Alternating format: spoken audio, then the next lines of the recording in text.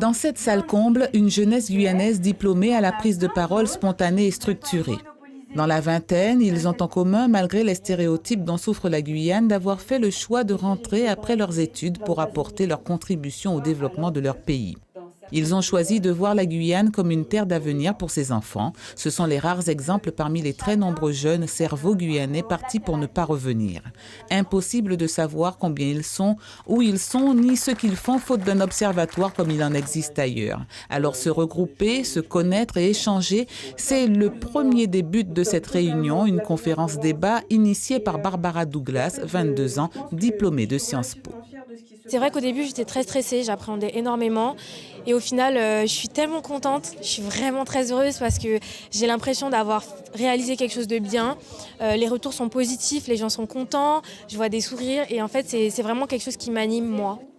Et la salle le lui rend bien. Les jeunes, en grande majorité, et les moins jeunes échangent questionnements, visions, expériences, tous mises sur le positif. Parmi eux, des jeunes créateurs d'entreprises. Mars-avril 2017 est passé par là.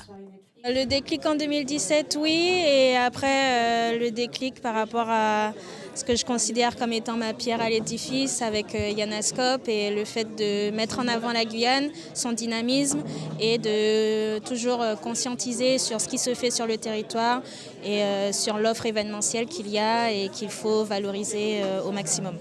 C'est vraiment à nous de prendre le taureau par les cornes et de bâtir notre propre Guyane, de mettre en place des initiatives qui feront de notre Guyane une terre rêvée des Guyanais. Le rêve, c'est que le Guyanais soit totalement uni et permettre à notre Guyane d'avancer et de ne plus entendre dans 20 ans ou 30 ans, il n'y a rien en Guyane. On a eu pas mal de parrains qui nous ont sollicités juste après la conférence, voilà, parce qu'ils sont volontaires pour accompagner des jeunes dans leur domaine d'activité.